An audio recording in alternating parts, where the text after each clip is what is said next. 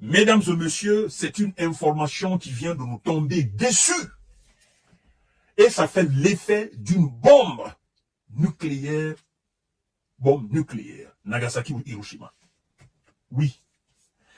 C'est une déclaration, c'est une révélation d'un ancien sous-secrétaire à la défense américaine. C'est pas donc n'importe qui.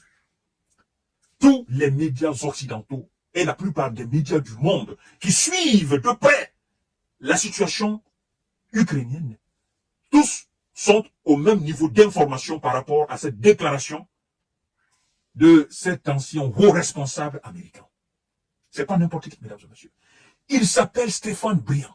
Qu'est-ce qu'il a dit? C'est ce que nous allons voir dans cette émission.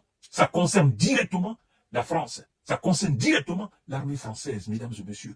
Ça concerne directement la déclaration du président français. Chers dames, chers messieurs, chères demoiselles, pour reprendre mot par mot les propos de ce ex-officier, donc ex-haut responsable de la défense américaine. Partagez la vidéo dans tous les groupes possibles, parce que là, c'est pas une petite affaire, c'est pas une petite histoire. On se dit alors c'est à cause de ça. MC a fait cette déclaration d'envoi de troupes sur le sol. Partagez la vidéo dans tous les groupes possibles. Vous qui n'avez jamais partagé, partagez.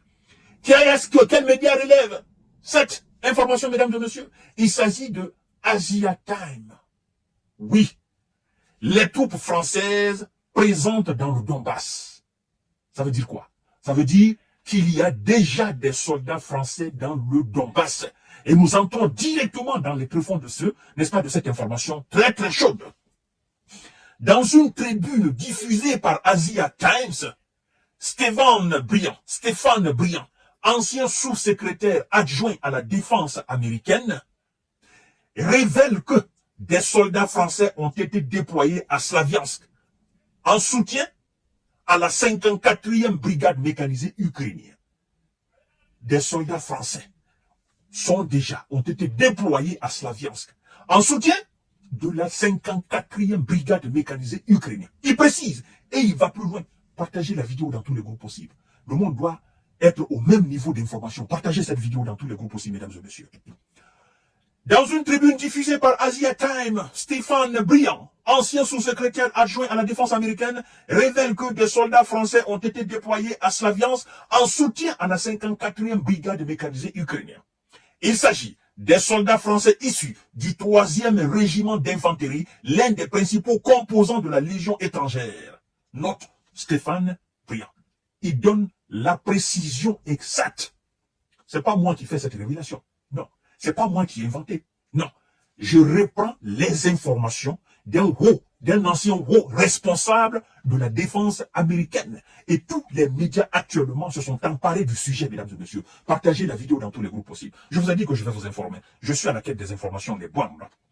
Il s'agit des soldats français issus du 3e régiment d'infanterie, l'un des principaux composants de la Légion étrangère, notre Stéphane Briand. Il poursuit en disant ceci, n'est-ce pas?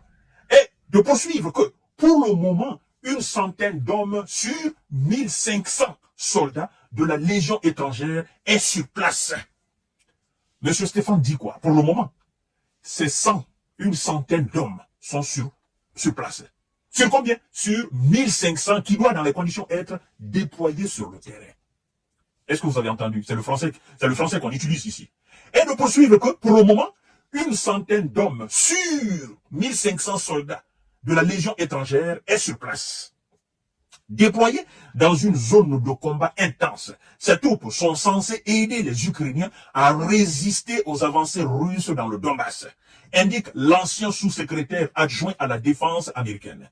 Il convient de rappeler notamment tout de même qu'en mars dernier, le chef du service russe de renseignement extérieur, qu'on appelle SVR, Sergei Narishkin, avait déclaré que la France s'apprêtait à envoyer 2000 soldats en Ukraine. Ça, c'était le mois dernier. Et le ministre des armées françaises, M. Sébastien Lecornu, est sorti ici pour démentir cette information. Vous comprenez?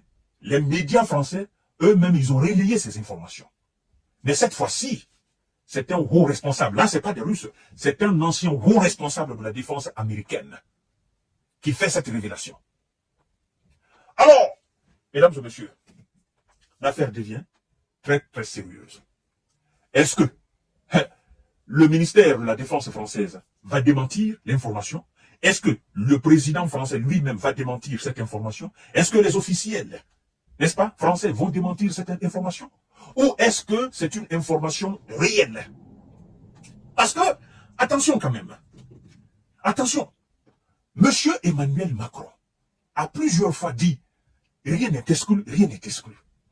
Ou bien, il savait déjà qu'il avait envoyé des gens et qu'il s'apprêtait certainement à officialiser, ou bien il a pris le devant, pensant que ses pairs, c'est-à-dire ses homologues européens de l'OTAN, allaient le suivre. Tel n'a pas été le cas. Et donc, aujourd'hui, on fait cette révélation. Alors, chers dames, chers messieurs, chers Louanges, je sais certainement, il y aura des démentis. Mais ce qui est sûr, il y a quelque chose qui se trame. Vous comprenez? Moi, je ne suis plus là. Qu'il soit au nombre de 100, qu'il soit au nombre de 1500, de la Légion étrangère, je ne suis plus là. La question qu'il faille se poser à ce niveau-là, qu'est-ce que 100 hommes ou 1500 soldats peuvent faire sur le terrain de bataille face à cette armée russe? Même s'ils sont au nombre de 2000. Qu'est-ce que 2000 soldats français peuvent faire face à l'armée russe là? Même s'ils sont là pour aider les Ukrainiens à résister, mais qu'est-ce qu'ils peuvent faire réellement? Quels moyens disposent-ils? C'est là ma question en fait. Pensez-vous réellement qu'ils peuvent changer la donne? Bien sûr que non. Ils n'ont pas les moyens, ils n'ont pas la capacité. Même s'ils s'appellent la Légion étrangère française, d'accord? Même s'ils s'appellent la Légion étrangère française, qui ont suivi toutes les formations, n'est-ce pas, pour être un véritable soldat, rongeuse, commando. Qu'est-ce qu'ils peuvent faire face à cette armada, à ces soldats russes, à ces moyens colossaux de la Russie? Moi, je me dis que c'est une peine perdue d'avance. Avant qu'ils ne commencent, c'est déjà perdu. Vous imaginez les lignes de front, du nord au sud, actuellement, là où la Russie occupe, du nord au sud. 100 soldats ou 1500 soldats, qu'ils soient maintenant des soldats américains, des soldats français, des soldats allemands, qu'est-ce qu'ils peuvent faire concrètement? En réalité, ils peuvent absolument rien faire. Oui, ils seront, comme les autres soldats sur le terrain, dépourvus de moyens et de forces, et ils ne pourront pas résister. Ils ne peuvent pas aider les soi-disant soldats ukrainiens à résister à cette force terrible qui se présente face à eux. Soyons sérieux. Moi, je suis réaliste. Moi, je suis pragmatique. Je ne suis pas dans les faux débats. Je vous ai dit, et je réitère encore, pour que on puisse arrêter la Russie, pour qu'on puisse contrer cette force et faire basculer la balance en faveur des Otaniens, il ne s'agit pas d'envoi de soldats français, encore moins de soldats américains. Il ne s'agit pas d'envoi de soldats allemands. Et il faut une combinaison de forces terribles avec les véritables moyens. Quand je dis moyens, les moyens américains sans réserve, plus les moyens des pays européens sans réserve. C'est-à-dire qu'ils entrent même dans cette peau de pouvoir arrêter la force russe. C'est-à-dire qu'ils se donnent les moyens sans limite.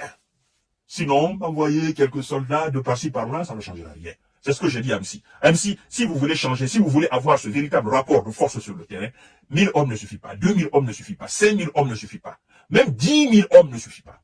Vous savez ce que vous devez faire, comme je viens de le dire là. Les gros moyens. Vous regardez ce que la Russie envoie sur le terrain. Vous envoyez le double ou le triple de ce que la Russie envoie en termes d'armes de destruction, en termes de chars costauds, en termes de missiles, et vous, c'est-à-dire, vous le faites sans réserve. Vous vous en foutez que ce soit le territoire russe ou que ce soit le territoire ukrainien. Vous frappez comme vous voulez, comme la Russie frappe, vous frappez comme ça. Et puis maintenant, vous allez voir si Vladimir Poutine va s'arrêter ou pas. Mais vous ne pouvez pas. Moi, ça me fait rire. Parce qu'en réalité, c'est ce que la Russie est en train de faire. Je vous ai dit la fois dernière. La Russie, elle n'a pas de réserve. C'est-à-dire, pour dire non, elle n'a pas de réserve. Vous comprenez? Les seules armes que la Russie n'utilise pas pour le moment sont des armes nucléaires stratégiques. Parce qu'elle sait qu'elle n'a pas besoin d'utiliser cela. Vous comprenez? Sinon, grosso modo, des missiles longue portée, machin, elle utilise tout sur le terrain. Et de l'autre côté, on dit non, il faut envoyer des missiles, mais il ne faut pas que ces missiles frappent le sol russe. Non, l'Allemagne et la Russie et la France sont en train de se quereller par rapport aux armes, aux missiles russes, parce que voilà, l'Allemagne ne veut pas que ces missiles soient utilisés pour frapper le territoire russe. Comment vous allez gagner face à la Russie avec ça? Si vous voulez arrêter les Russes, prenez le gros cœur. Le gros cœur, envoyez ce qui peut faire mal à la Russie. Sans quoi, vous ne savez pas. D'accord? Toutes ces informations que nous passons là, ce sont des informations. Ça reste en état d'information. Et puis, le monde continue de fonctionner. La Russie continue de pilonner vos soldats sur le terrain. MC, il faut une politique pour convaincre les Américains, les Allemands, les Britanniques à vous suivre dans cet élan. Si vous voulez être le porte-flambeau du bloc occidental, menez cette bataille de l'interne. Convaincre tous vos homologues pour qu'ils puissent lever une armée. Voilà, qu'on dise, oui, ça c'est l'armée occidentale. Voilà, qu'ils partent sur le terrain avec vous.